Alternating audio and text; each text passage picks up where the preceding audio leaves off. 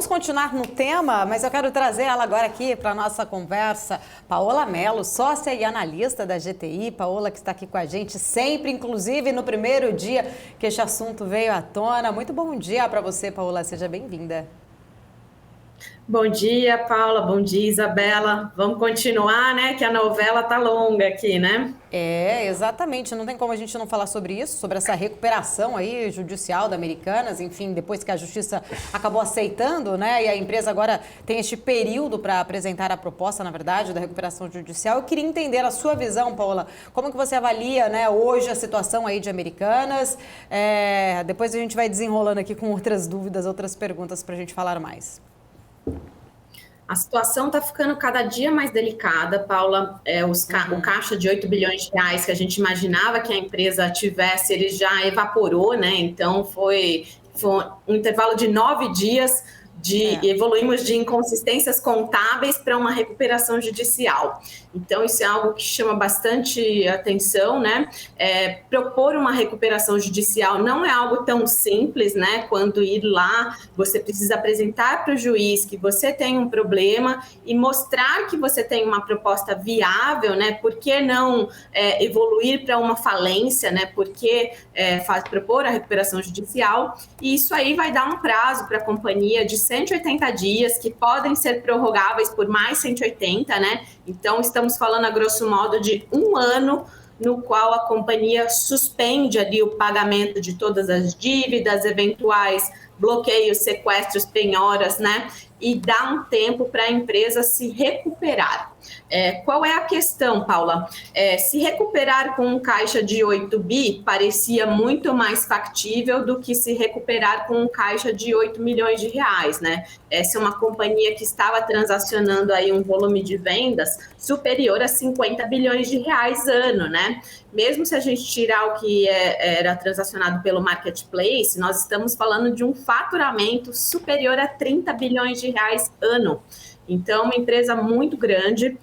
Imagino que as providências que a gestão comece a tomar agora, né, a nova gestão, seja de reduzir materialmente o tamanho da operação, né, principalmente para começar a liberar um pouco de capital de giro. Então, eu imagino que a gente comece a ver uma redução aí no número de lojas, né, começar a monetizar um pouco esse contas a receber. Para manter a empresa viva, é fundamental monetizar uma parte desses ativos para poder reinvestir em estoque, porque agora os fornecedores não vão mais dar prazo, ela só vai poder negociar à vista, né, durante a recuperação judicial. Então, passa a ser uma situação muito delicada, Paula, porque ainda apareceram mais 3 bilhões de dívida, né? A gente passou de uma dívida também de 40 bi para 43, né? Um pequeno detalhinho aí.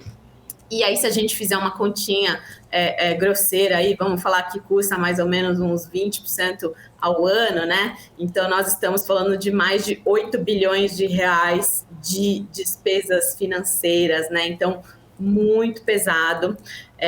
Então, precisamos ver agora como essa empresa vai receber algum tipo de ação, né, ancorada aí pelos acionistas de referência. Se parte dessa dívida com os credores eventualmente vai ser convertida em equity, né, para dar um pouco de fôlego para a companhia. Então, é esse momento que a gente está agora de aguardar. Essa empresa não para de pé mais muitos dias. Paola, inclusive, né, eu estava até agora há pouco falando com o Gani em relação a quais são as lições, vamos dizer assim, que os investidores têm que olhar ali e aprender com este caso, mas não é só os investidores, né, tem muito analista que quando faz ali, né, a sua visão sobre determinados cases, eles gostam de ajustar ali a dívida líquida por contas a receber de uma companhia. Num caso como de Lojas Americanas, a gente está vendo que recebível não é caixa. Exatamente, né, esse contas a receber numa situação como essa desapareceu, evaporou exatamente, sai aí um caixa que tinha ali projetado a esse receber que não vai exatamente existir. Eu queria entender exatamente a sua visão em relação a isso e principalmente, né, como você, experiente, analista, gestora, olha exatamente na hora de olhar, quando você analisa ali na hora de olhar um case, principalmente esse contas a receber, ele tem que realmente estar ali na visão, né, na hora de uma projeção, ou isso também é uma lição aí para muitos agora? Perfeito, Paula. Esse contas a receber não é caixa, né? É claro que ele pode ser monetizável com uma certa facilidade, porque as empresas, especialmente as operadoras de cartão de crédito, elas antecipam esses recursos mediante uma taxa que já está pré-pactuada. É uma operação muito simples, até pequenos varejistas podem fazer isso. No entanto, essa operação também tem uma característica de dívida. E se você tem uma empresa em recuperação judicial, ela não pode fazer mais dívidas, né? Então, essa operação ela fica inviável. Então, muito cuidado nessa hora de colocar esse tipo de contas a receber como caixa, porque ele não é. Outro erro que alguns analistas colocam é pegar um caixinha, né? Na verdade, é uma aplicação financeira que está no longo prazo. E não é ao acaso que essa aplicação não está ali nos ativos correntes, porque ela não tem liquidez diária. Então, se essa empresa tem uma aplicação financeira que, vamos supor, ela botou ali uma aplicação presa por um ano, esse dinheiro também, se ele não pode ser acessado, ele não serve, ele não pode ser usado no cálculo da dívida líquida, né? Dívida líquida precisa ser calculado com caixa e equivalentes à caixa. Ponto final, Paula. É nesse momento assim que as coisas dão errado que a gente vê às vezes que tem uma série de analistas que acabam, para justificar o valor de algumas companhias, acabam sendo mais flexíveis numa abordagem ou outra, mas tão importante como achar o componente de retorno dentro das companhias na hora de investir é avaliar os riscos, porque assim o diabo ele está nos detalhes. Você disse que a dívida é de 43 bilhões e o caixa disponível agora ali é de 250 milhões, né? Mas agora conseguiu também na justiça o desbloqueio de valores com principais bancos, né? Exceto o BTG. Como é que você viu a evolução desses números de dívida e caixa também ao longo dessa semana? Como que isso acaba mexendo com as análises sobre a empresa? Existe um descompasso tão grande, né, Isabela, já entre a dívida e o caixa, que honestamente um bi a mais ou um bi a menos no caixa não vai ser isso que vai fazer a diferença da companhia, né? A questão agora se essa empresa de fato vai seguir numa recuperação judicial, né? Existem alguns dos credores que eles estão tentando alegar que, como foi um caso de fraude, né, eles falam que essa história de inconsistências contábeis é um grande exagero, que foi uma fraude sim, e eles estão tentando defender com seus advogados essa tese e evoluir para um caso de falência. Qual é a principal diferença, né, da falência para a recuperação judicial? Na recuperação judicial, você ainda dá a gestão para a companhia, né, para tentar reestruturar essa companhia e trazê-la de volta à normalidade após o fim desse processo.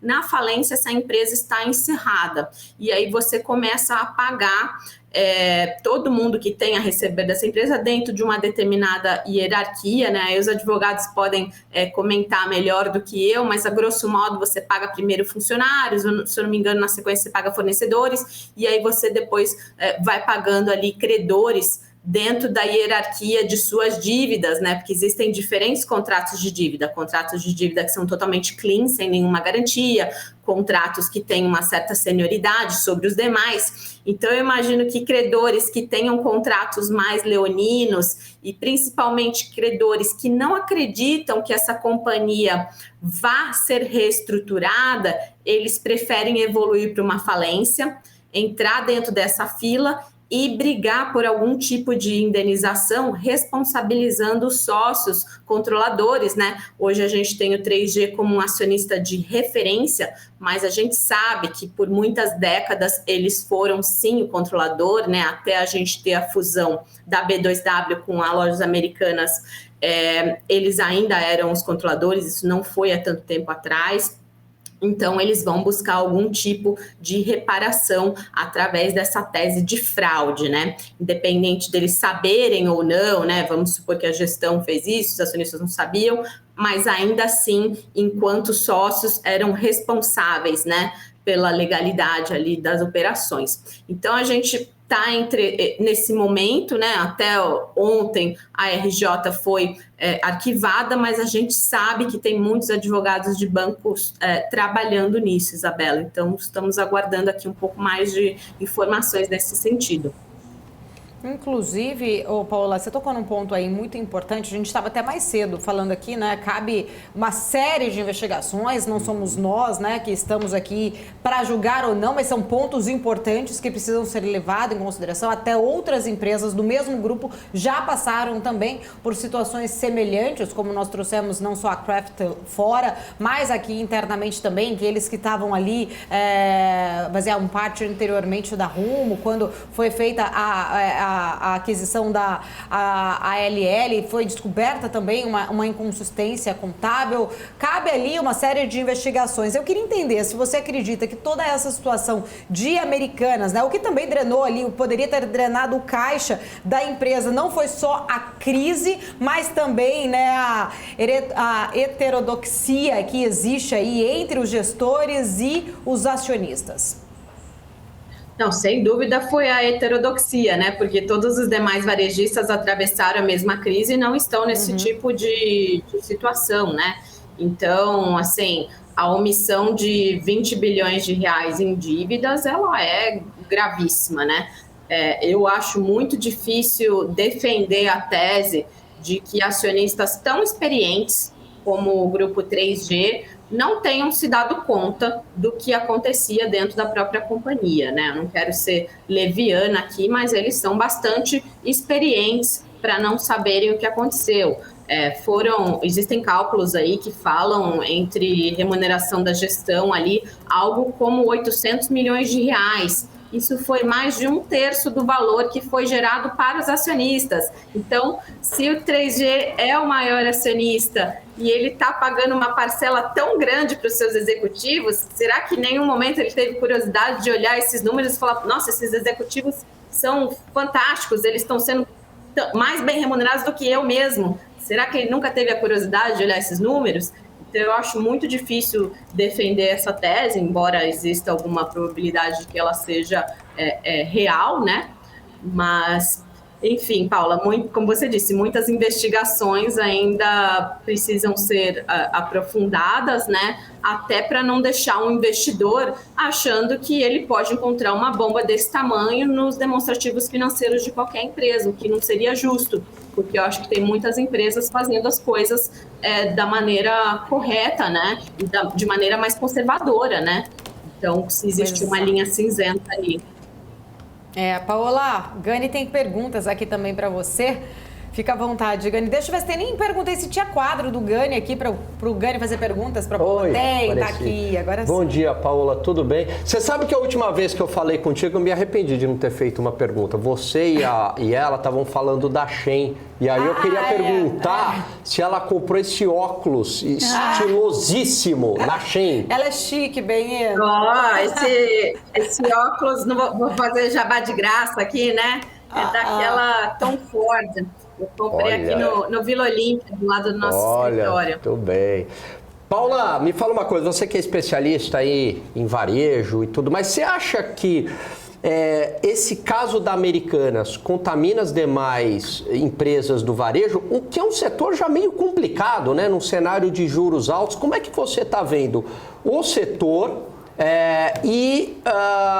se tem alguma empresa aí que se sobressai, que vai ser mais blindada neste setor?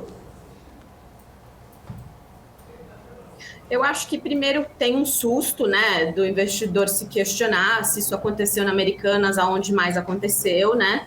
Existiu uma correção inicialmente, mas também tem um outro lado, né, Gani, que você tira um grande concorrente do mercado. O Brasil é um setor altamente competitivo no varejo, né? Diferente dos Estados Unidos, onde existe uma Amazon que tem quase 50% de market share, aqui a briga é muito dura.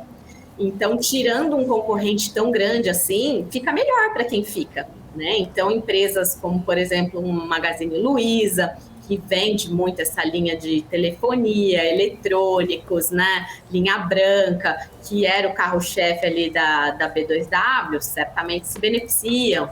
Ela estava muito empenhada no marketplace, né? A Americanas, então você vai pegar um Mercado Livre, uma Amazon, que são marketplaces por excelência, poxa, também se beneficiam. Esses vendedores, eles estão plugados em todas as plataformas, né?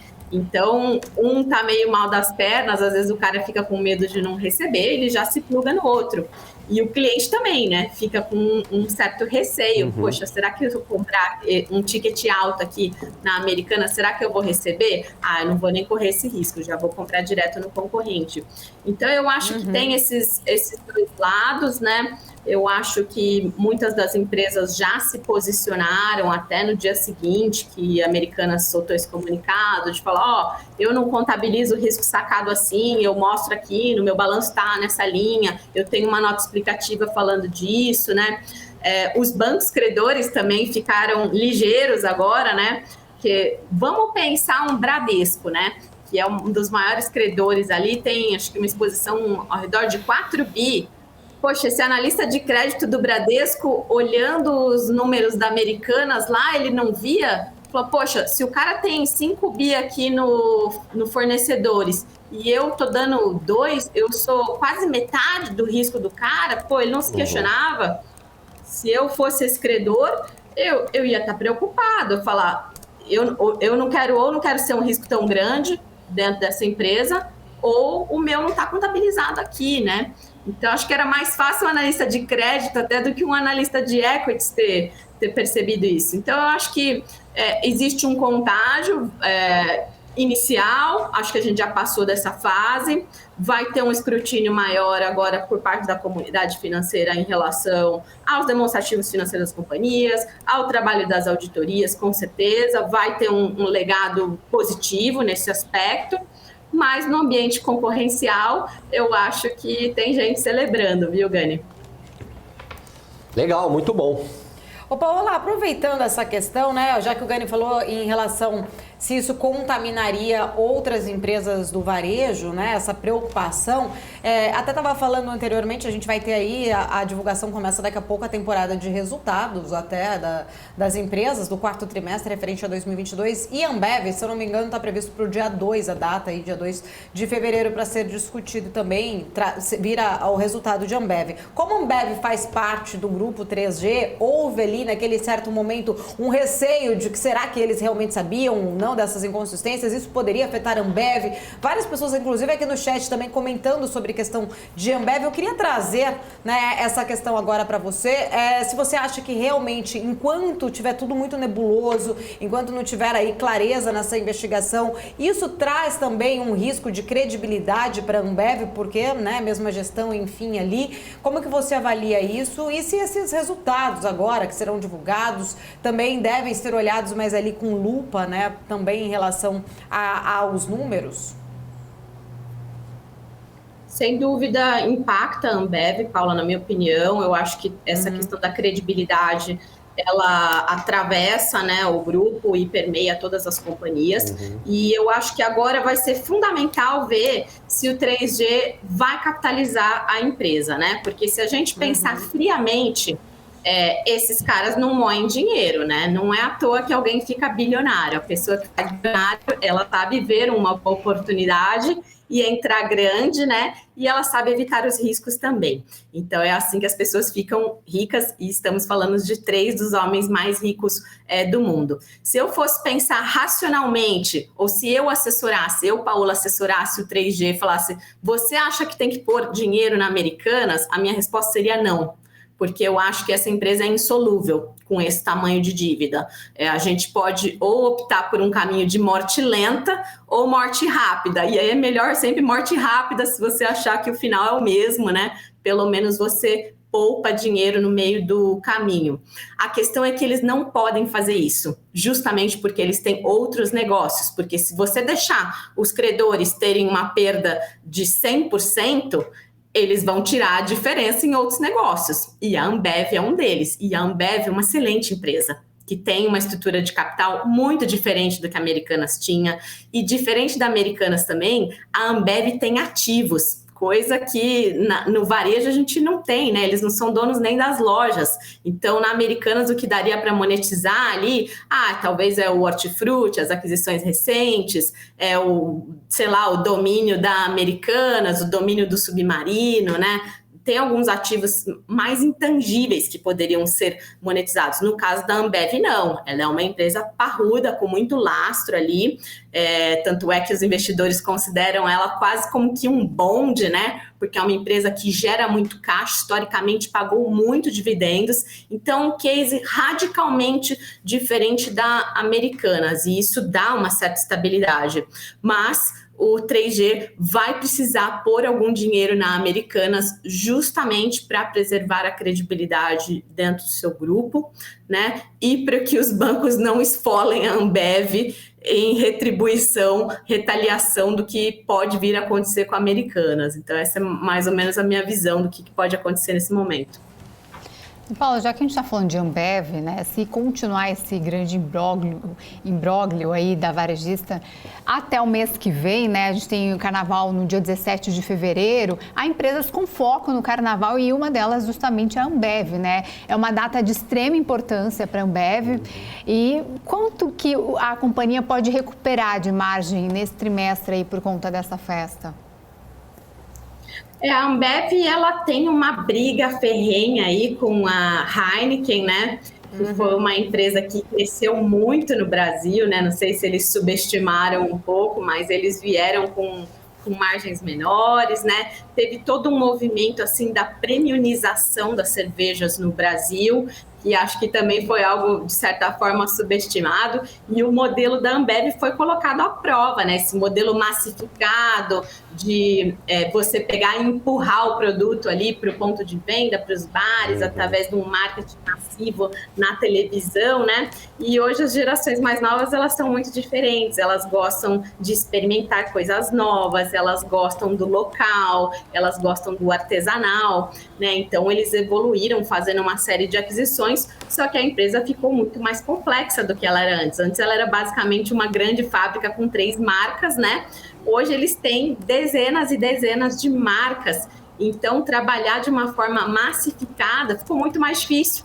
Tanto é que eles montaram uma agência de marketing dentro da companhia, porque são tantas marcas distintas que eles precisam se relacionar com esses públicos em diferentes canais de mídias sociais, que eu acho que Brahma, Skol, né, elas acabaram perdendo um pouco de share dentro do todo, e isso tira um pouco a atratividade assim, de grandes eventos. O carnaval ainda é muito importante? Sim, muito importante. Mas acho que menos do que ele foi historicamente para a companhia, Isabela. Boa. Trazendo então aí uma visão, né, diante de todo esse cenário que você, acho que foi bem cirúrgica, inclusive, né, Paola? Trazendo aí uma visão muito realista, né, do que se fazer aí, se realmente, mesmo se injetasse algo ali na companhia, se seria uma solução ou não. Achei muito boa a sua resposta, muito pertinente, por sinal, e nem todo mundo tem, às vezes, coragem, né, de falar exatamente o que precisa ser falado, e acho que você trouxe uma visão muito importante para quem está aqui nos assistindo, entender realmente aí, né, a visão tão difícil desta empresa, dessa companhia como um todo. Eu queria agradecer, Paola, sempre um prazer poder recebê-la aqui na nossa programação.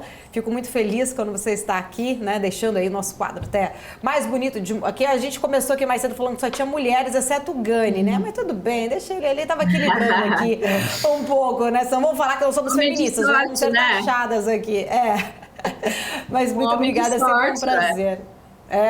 Com certeza. Pô, ele é um homem de sorte, mas é daqueles. Eu vou falar, posso falar? Pode falar. Ele olhou outro dia ele olhou pra minha unha, tá nude, né? Aí ele falou assim: Já proibi a Tameia de usar esse nude. Parece unha de defunto. Eu falei, obrigada, Gani, tô bonita, né? Que elogio. Pô, Como elogio, né, da sua parte, sensível ele, né? Essa unha nude aí, eu quero encabeçar um movimento contra a unha nude, que a mulherada usa. Parece um defunto. A minha unha, não dá entender no vídeo. As ações da É chique. É chique, não é chique, Pô, Paola? eu achava Fala que aí. era discreto também. Eu também achei que... Paola, era homem elegante. não gosta da unha nude. Olha lá vem. Não lá vem. gosta da Homem unha só nude. gosta Unha de nude, branco e então, é vermelho. igual a... Exatamente, Isa. a- Perfeito. A gente só Que gosta cor de que é? branco e vermelho, só. Só branco e vermelho. Faz uma pesquisa, é isso aí. ó. Ah lá, que é, Faz uma Débora? pesquisa aí no chat. A Débora tá em dia, a Isa tá em dia, eu tô defunta. Ó.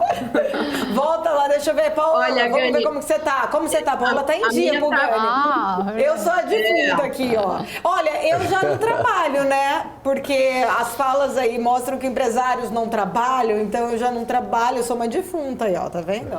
Mas o Gani não é tão especialista Gente. quanto um amigo meu que sabia os nomes ali, véu de noiva. É, Nossa, aí já é Os nomes demais, nem eu Aí já sei. é outro nível, já.